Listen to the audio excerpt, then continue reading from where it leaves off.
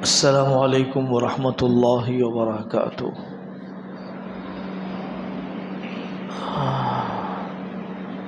نحمده ونصلي على رسوله الكريم اما بعد،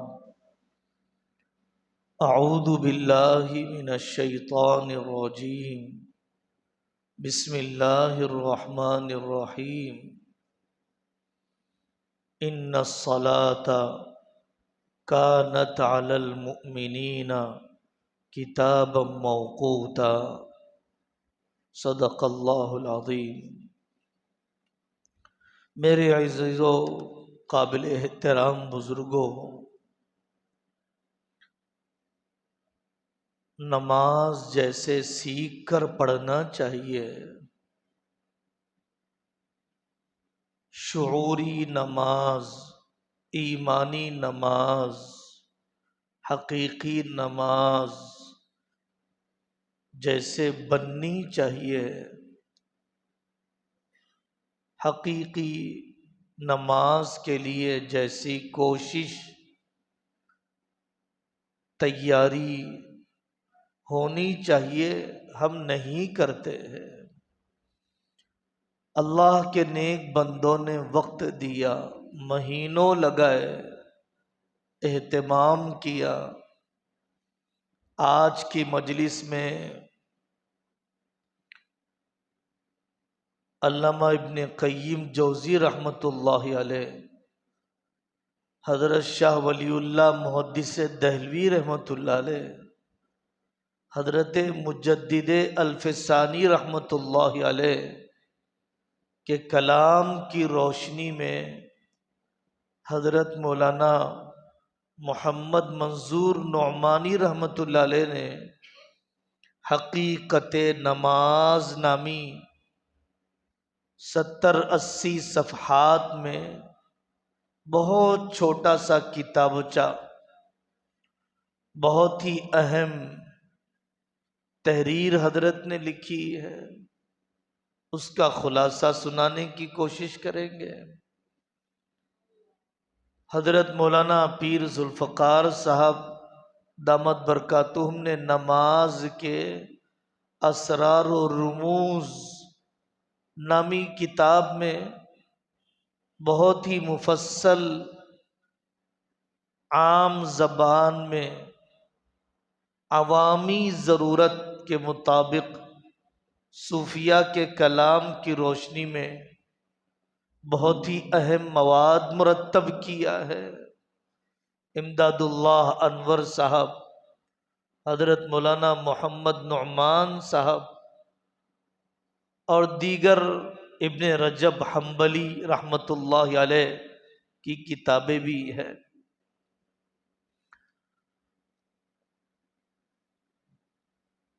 وضو کو ہم عبادت نہیں سمجھتے ہیں، آدمی کا ذہن نماز کی طرف چلنے لگ جاتا ہے وضو اور طہارت کے اہتمام سے۔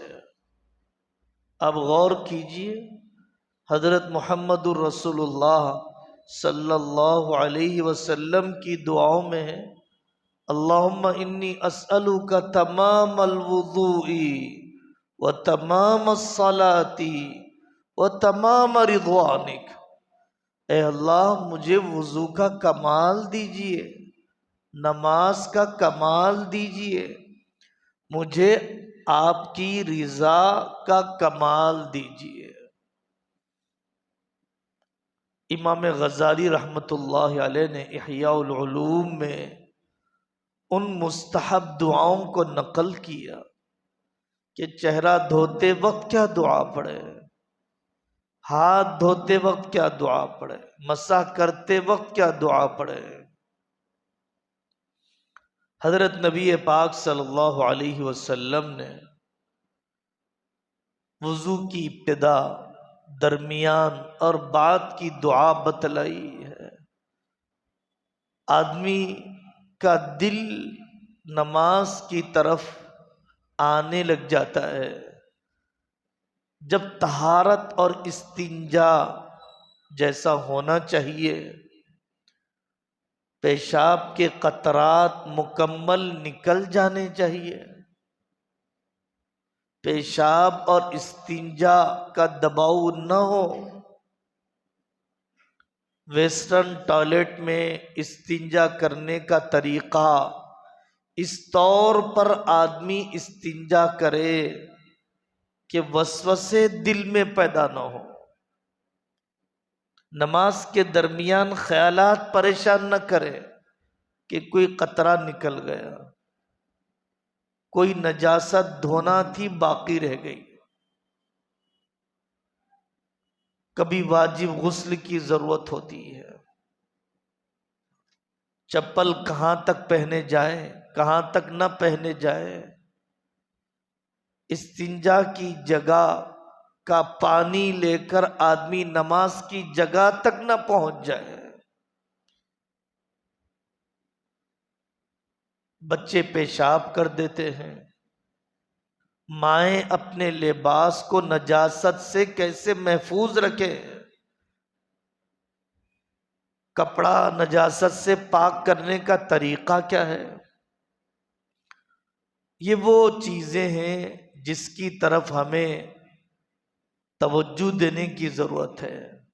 بیٹھ کر وضو نہیں کر رہے ہیں، کوتاہی ہو رہی ہے ہم سے، کھڑے ہو کر کرنے کے عادی ہو گئے، ایڑیاں جیسے دھلنی چاہیے نہیں دھلتی ہیں۔ حضرت نبی پاک صلی اللہ علیہ وسلم نے تنبیہ فرمائی، ویل للأعقاب من النار، تباہی ہے جو ایڑیاں سوکھی رہ جائے وضو میں۔ کمپنیوں میں کام کرنے والوں کو چاہیے کہ کون سے موزے ہیں جن پر آدمی مسح کر سکتا ہے، کون سے موزے ہیں جس پر مسح نہیں کر سکتا ہے۔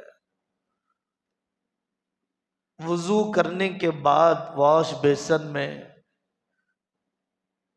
پیر اوپر اٹھائے ہر آدمی کے لیے مناسب نہیں، ہر علاقے کے لوگ پسند بھی نہیں کرتے، تو واش روم میں جا کر ٹوائلٹ میں جا کر احتیاط کے ساتھ آدمی اپنے پیر دھو کر آ جائے، یا وضو سے پہلے پیر دھو لے مجبوری کی وجہ سے، مجمع اور بھیڑ کے زیادہ ہونے کی وجہ سے۔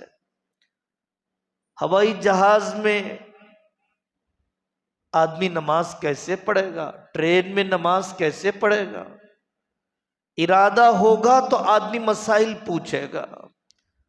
سفر کی مسافت قصر کتنی ہے کہ جتنی سفر کا ارادہ ہو، جتنے سفر کا ارادہ ہو تو 4 رکعت کی نماز 2 رکعت پڑھی جاتی ہے۔ ہماری بہنیں اپنے خاص ایام اور منسس کے مسائل، زندگیاں گزر گئی، ضرورت محسوس ہی نہیں ہوئی پوچھنے کی، ضرورت محسوس ہی نہیں ہوئی کتاب اٹھانے کی۔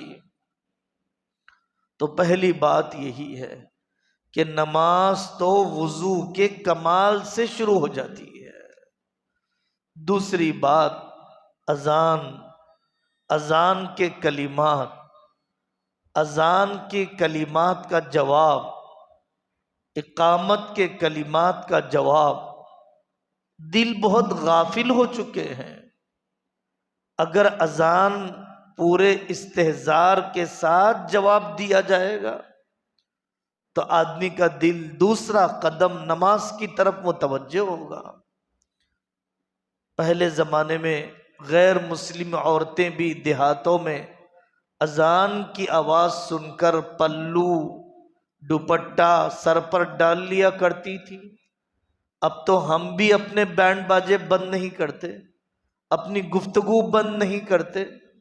اذان شعار ہے، شعار کا احترام ایمان کا تقاضا ہے، اسلام پہچانا جاتا ہے اس سے۔ وَمَن يُعَظِّمْ شَعَائِرَ اللَّهِ فَإِنَّهَا مِن تَقْوَى الْقُلُوبِ۔ اذان کے بعد کی دعا آدمی کو حضرت محمد الرسول اللہ صلی اللہ علیہ وسلم کے سفارش کا مستحق بناتی ہے۔ اذان کے کلمات کا جو جواب دیا گیا ہے، جو جواب دلوایا گیا ہے، اس کے بڑی گہرائی ہے، اس میں کوئی سرسری پن نہیں ہے، کوئی بھجن کی آواز نہیں ہے کہ جو بے معنی بے مقصد دہرائی جاتی ہو۔ قد قامت الصلاۃ، اللہ نے اس کو قائم کیا، اقامہ اللہ و ادامہ۔ فجر کی نماز میں الصلاۃ خیر من النوم، نیند سے بہتر ہے نماز۔ صدقت و بررت، آپ نے سچ کہا، آپ نے نیکی کی بات کہی۔ ہمیں سکھلایا گیا حی علی الصلاۃ حی علی الفلاح، نماز کی طرف، کامیابی کی طرف قدم نہیں اٹھیں گے اے اللہ آپ کی دی ہوئی طاقت کے بغیر، نیکی نہیں ہو سکے گی آپ کی دی ہوئی قوت کے بغیر۔ اس لیے اس کے جواب میں کہا جاتا ہے لا حول ولا قوت الا باللہ، یقین درست ہو جاتا ہے، غفلت دھل جاتی ہے، اللہ کی عظمت اور کبریائی کا استحضار بڑھ جاتا ہے۔ نماز کے سلسلے میں بڑی کوتاہیاں ہیں، بڑی کوتاہیاں ہیں۔ 700 جگہوں پر قرآن میں نماز کا تذکرہ آیا ہے۔ سوچنا چاہیے، ایک مرتبہ کوئی دوسرے کو بلائے نہ سنے غصہ آتا ہے۔ 2 بار پکارا تھا میں نے آپ کو، آپ متوجہ نہیں ہوئے، آپے سے باہر ہو جاتا ہے آدمی۔ 700 مرتبہ اللہ تبارک و تعالیٰ نے پکارا ہے، اور مؤذن جو پکارتا ہے 4 مرتبہ حی علی الصلاۃ حی علی الفلاح، کچھ تو شرم آنی چاہیے، کچھ تو غیرت جاگنی چاہیے۔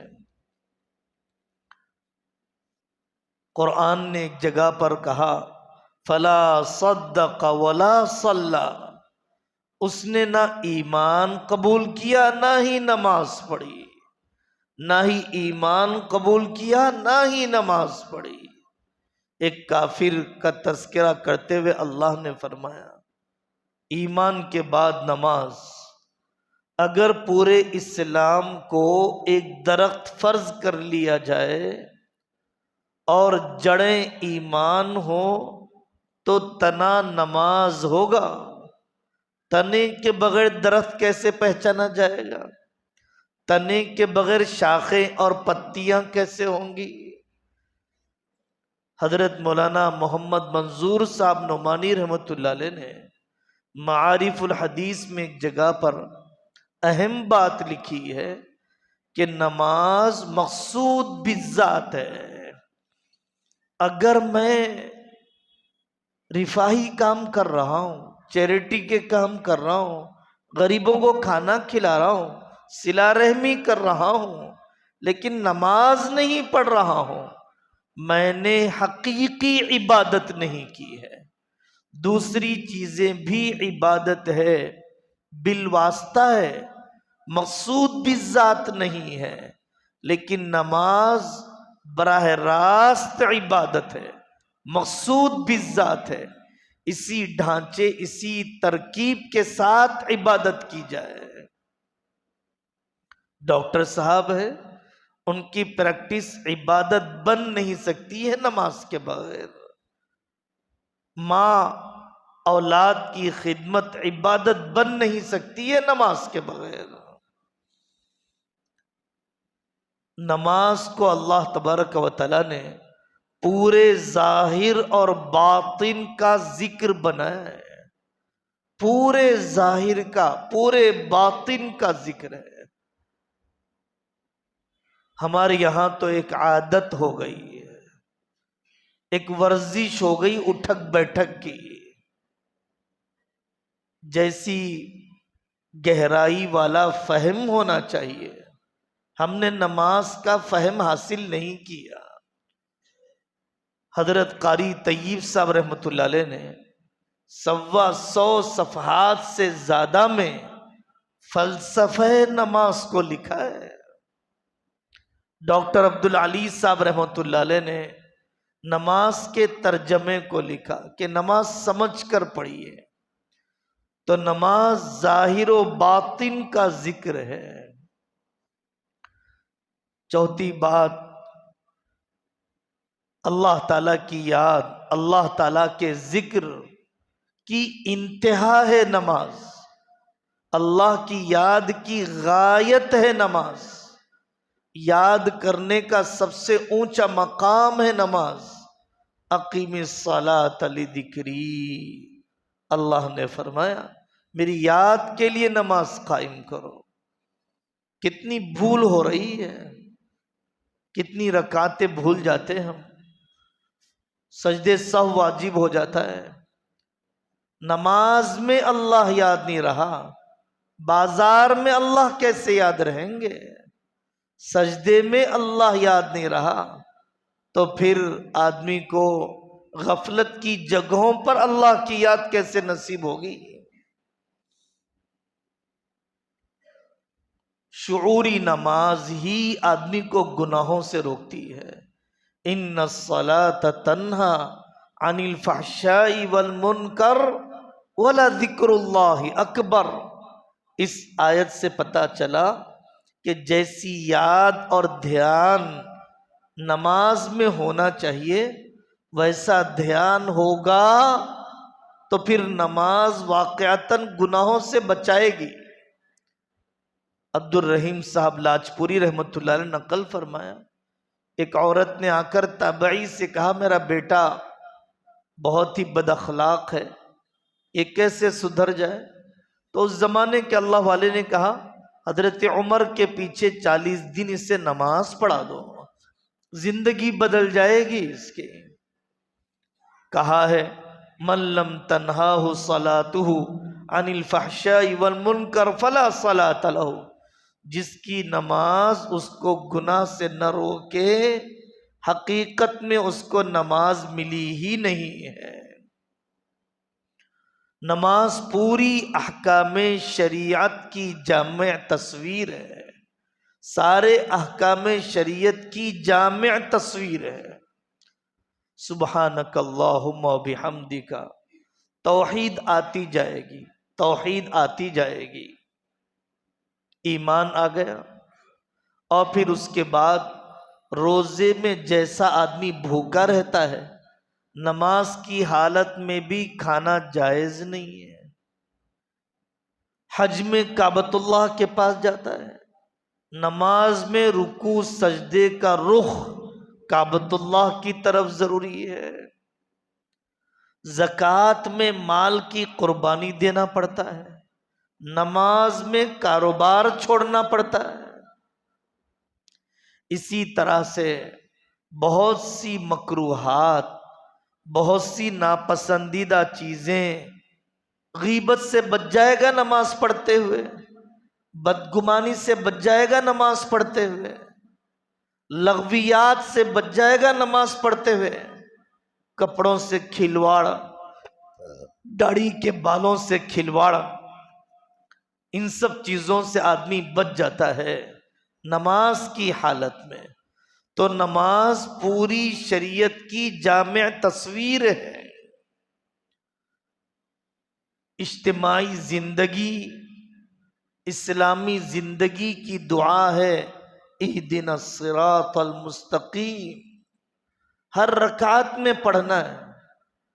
سب سے بڑی ضرورت ہدایت ہے، وہ نور کہ جس کے ذریعے سے آدمی حق اور باطل میں فرق کرے۔ جماعت کی نماز، ایک امام کی اطاعت، ایک امام کی اطاعت، مختلف مزاجوں کو نبھاتے ہوئے اجتماعیت، برابری، امیر و غریب ایک ہی صف میں کھڑے ہو گئے، بڑوں کا اکرام، یہ سب اجتماعی زندگی کی صفات ہیں جو نماز کے ذریعے سے سکھائی جا رہی ہے۔ حقیقت میں ایمان کا کمال نہیں ہے نماز کے بغیر۔ قرآن میں اللہ نے فرمایا وَمَا كَانَ اللَّهُ لِيُضِيعَ إِيمَانَكُمْ، نماز کو ایمان کہہ دیا گیا، اتنا گہرا تعلق ہے۔ وَإِذَا قِيلَ لَهُمُ ارْكَعُوا لَا يَرْكَعُونَ، کافرانہ عادت ہے نماز نہ پڑھنا، مشرکانہ عادت ہے نماز نہ پڑھنا۔ قرآن میں اللہ تبارک و تعالیٰ نے فرمایا وَأَقِيمُوا الصَّلَاةَ وَلَا تَكُونُوا مِنَ الْمُشْرِكِينَ، نماز چھوڑنا کافروں کی عادت ہے، اور حج کا چھوڑنا یہودیوں اور عیسائیوں کی عادت ہے۔ اسی لیے نبی پاک صلی اللہ علیہ وسلم نے فرمایا جو فرض حج کے بغیر مر جائے مجھے کوئی غم نہیں کہ وہ یہودی بن کر مر جائے یا عیسائی بن کر بن جائے۔ پوری زندگی کا پیمانہ، پوری زندگی کا ڈھانچہ درست ہو جائے گا اگر نماز درست ہو جائے، پورے احکام میں کوتاہی ختم ہو جائے گی اگر نماز حقیقت میں شعوری ہو جائے۔ فمن ضیعها فہو لما سواها اضیع، جو نماز کو ضائع کرتا ہے وہ دوسرے حقوق میں ضرور زیادہ کوتاہی کرتا ہے۔ نماز چھوڑنے والے کو کافر کیوں قرار دیا گیا؟ اسلامی زندگی کی جان نہیں ہوگی، سر نہیں ہوگا تو دھڑ کیا کرے گا؟ نماز نہیں ہے تو اسلامی زندگی کی روح نہیں ہے۔ جیسے چاول کو پرکھنے کے لیے چند دانے دیکھے جاتے ہیں، قیامت کے دن بھی پہلے نماز دیکھی جائے گی پورے اعمال کے دیکھنے سے پہلے۔ واقعتاً روح کانپ جاتی ہے۔ بے نمازی کے لیے اس سے بڑی سزا کیا ہو سکتی ہے؟ اس سے بڑی سزا کیا ہو سکتی ہے؟ اس سے بڑی سزا کیا ہو سکتی ہے کہ قیامت کے دن اللہ کی خاص تجلی وَيَوْمَ يُكْشَفُ عَنْ سَاقٍ وَيُدْعَوْنَ إِلَى السُّجُودِ فَلَا يَسْتَطِيعُونَ، اللہ کی خاص تجلی ظاہر ہوگی، اللہ کے نیک بندے سجدے میں گر جائیں گے، بے نمازی کی کمر تختہ بن جائے گی، سجدہ نہیں کر سکے گی۔ کتنی بڑی رسوائی ہے۔ الجفا کل الجفا والکفر والنفاق من سمع منادی اللہ، جب سب سے بڑی بے وفائی اور سب سے بڑا نفاق، سب سے بڑی دھوکہ دہی ہے کہ آدمی اللہ کے منادی کی آواز کو سنے اور پھر مسجد کی طرف نہ جائے۔ کیا مانگا ہے حضرت ابراہیم علیہ السلام نے اپنی اولاد کے لیے؟ کیا مانگا ہے؟ رب اجعلنی مقیم الصلاۃ ومن ذریتی ربنا وتقبل دعا۔ کیا مانگا ہے؟ اے اللہ میری نسل کو نمازی بنا دیجئے۔ نماز ختم ہوتی ہے تو نسلیں تباہ ہوتی ہیں۔ فخلف من بعدهم خلف اضاعوا الصلاة واتبعوا الشہوات فسوف یلقون غیا۔ مسجد سے تعلق کو آپ کوئی معمولی چیز نہ سمجھے، فجر کے اٹھنے کی عادت کو آپ معمولی نہ سمجھیں۔ کتنا اوقات کا پابند ہے، کتنا سونا کھانا اس کے قابو میں ہے، کتنی فرشتوں کی صحبت اس نے پائی، کتنے فرشتوں کی دعا لی آمین کے ذریعے سے۔ اجتماعی ماحول آدمی کی روح کو ضرور متاثر کرتا ہے۔ نماز اللہ سے مناجات ہے، فَإِنَّهُ يُنَاجِي رَبَّهُ، اللہ سے بات کر رہا ہے۔ فون کا زمانہ ہے، فلانے سے بات کرنے کے لیے تڑپ جاتا ہے، گھنٹوں بات کرتا ہے آدمی، لیکن نماز کو مختصر کر دیتا ہے۔ ہمیں کہا گیا اللہ سے بات کرنا مناجات اور ہم کلامی ہے۔ گناہ ہوتے رہتے ہیں، ایک نماز دوسری نماز کے درمیان کے گناہوں کو، صغیرہ گناہوں کو، چھوٹے گناہوں کو معاف کروا دیتی ہے۔ ہمیں کہا گیا گناہ کر کے آئے، یا رسول اللہ ہم سے گناہ ہو گیا، یا کسی اللہ والے کے پاس، آپ نے فرمایا نماز پڑھی تھی تم نے، وہ گناہ دھل گیا تمہارا۔ اللہ تبارک و تعالیٰ نے نماز میں یہ طاقت رکھی ہے کہ صغائر دھل جاتے ہیں۔ الفاظ، کلمات مقررہ، عبدیت کا اظہار، میں بندہ، اللہ کی عظمت و جلال کا استحضار۔ مفتی سعید صاحب پالن پوری رحمۃ اللہ علیہ فرماتے تھے الحمدللہ رب العالمین ٹھہر جاؤ، الرحمن الرحیم ٹھہر جاؤ، اس تصور کو پیدا کرنے کے لیے کہ میں نے الحمدللہ رب العالمین کہا، اللہ نے جواب دیا حمیدنی عبدی۔ الرحمن الرحیم میں نے کہا، اللہ نے جواب دیا اثنا علی عبدی۔ اور پھر اس کے بعد مالکی یوم الدین کہا، اللہ نے جواب دیا مجدنی عبدی۔ اور پھر ایاک نعبد و ایاک نستعین کہا، اللہ نے فرمایا ھذا بینی و بین عبدی ولعبدی ما سأل، یہ میرے اور بندے کے درمیان ہے، اب بندہ جو چاہے مانگے، اب بندہ مانگتا ہے اہدنا الصراط المستقیم۔ یہ تو پورا بندے کا ہو گیا، اس کے بعد جو قرات کی جاتی ہے گویا وہ اللہ کا جواب ہے۔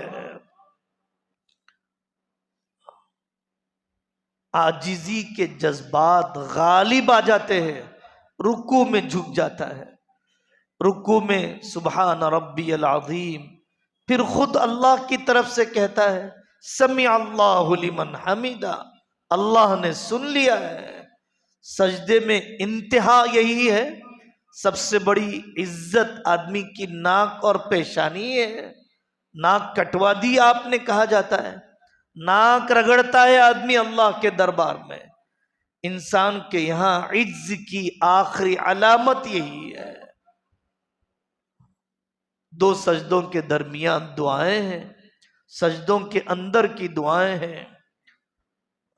نبی پاک صلی اللہ علیہ وسلم نے ٹوکا جب دو سجدوں کے درمیان رکوع سے اٹھ کر سجدے میں جانے کے لیے جیسی کمر سیدھی کرنا چاہیے تھا نہیں کیا، ارجع فصلی فإنک لم تصلی، جاؤ 3 مرتبہ نماز پڑھوائی، تم نے کمر کو سیدھا کیوں نہیں کیا؟ رکوع سے اٹھ کر 2 سجدوں کے درمیان صحیح کیوں نہیں بیٹھے؟ ینقر صلاتہ کما ینقر الغراب الدم، جیسے کوا خون میں اپنی چونچ مارتا ہے ویسے سجدہ کیا اس نے۔ لو مات علی ذلک مات علی غیر ملت محمد، اگر اس پر مر جائے تو یہ محمد صلی اللہ علیہ وسلم کے دین پر نہیں مرا۔ حضرت حذیفہ رضی اللہ عنہ نے ایک آدمی کو دیکھا نماز پڑھتے ہوئے، کتنے سال سے پڑھتے ہو؟ 40 سال سے پڑھتا ہوں۔ فرمایا ما صلیت ولو مت علی ذلک مت علی غیر الفطرۃ، اس پر مر گئے تو تم اسلام پر نہیں مر گئے۔ میرے بھائی بوجھ اتارنے کے لیے نہ پڑھو، حاضری ڈلوانے کے لیے نہ پڑھو، جب وقت دے ہی رہے ہو کم سے کم اپنے ظاہری اذکار، زبان سے پڑھے جانے والے اذکار، دعائے قنوت سناؤ تو صحیح کسی عالم کو، التحیات سنائیے تو صحیح کسی عالم کو۔ التحیات رکھی گئی یاد دلانے کے لیے، یہ معراج کا تحفہ ہے۔ درود شریف رکھا گیا حضرت نبی پاک صلی اللہ علیہ وسلم کے احسان کو یاد رکھنے کے لیے۔ نوکری والی نماز پڑھیں گے، عشق والی نماز کب پڑھیں گے؟ حضرت خبیب نے فرمایا اگر اجازت ہے سولی پر چڑھنے سے پہلے 2 رکعت نماز کا موقع دے دو۔ جب فرض ہی ایسی لاپرواہی سے پڑھی جائے گی، نفل کا کیا شوق ہوگا؟ تہجد کا کیا شوق ہوگا۔ ثابت بنانی فرماتے ہیں نماز کی اگر اجازت مل جائے آخرت میں برزخ میں تو ثابت کو مل جائے۔ عبد الواحد لاہوری رحمت اللہ علیہ فرماتے تھے کیا مزہ آئے گا جنت میں نماز کے بغیر۔ حضرت مجدد کے خلیفہ تھے۔ تہجد کی نماز، حضرت جنید بغدادی فرماتے ہیں ساری خدمتیں مردود ہو گئی، تہجد کی چند رکعتیں کام آ گئی۔ چاشت کی نماز تہجد کے بعد بڑا مقام ہے کہ جس کے ذریعے سے آدمی کے گناہوں کا بوجھ اللہ تعالیٰ اتار دیتے ہیں۔ حاجت اللہ سے مانگنی ہے صلاۃ الحاجت کے ذریعے سے، خیر مانگنا ہے استخارے کی دعا کے ذریعے سے، کسی خواب یا کسی پروگرام کے ذریعے سے نہیں۔ حالات آنے پر صرف عامل یاد آتے ہیں، نماز یاد نہیں آتی ہے، دوست یاد آتے ہیں، حالات ڈالنے والا اللہ یاد نہیں آتا ہے۔ ہمارے گھروں میں نماز کی طرف بڑی بے توجہی، میرے بھائی اللہ تعالی ہم سب کو شعوری نماز عطا فرمائے، تربیت والی نماز عطا فرمائے، زندگیاں بدلنے والی نماز عطا فرمائے۔ وآخر دعوانا ان الحمد للہ رب العالمین۔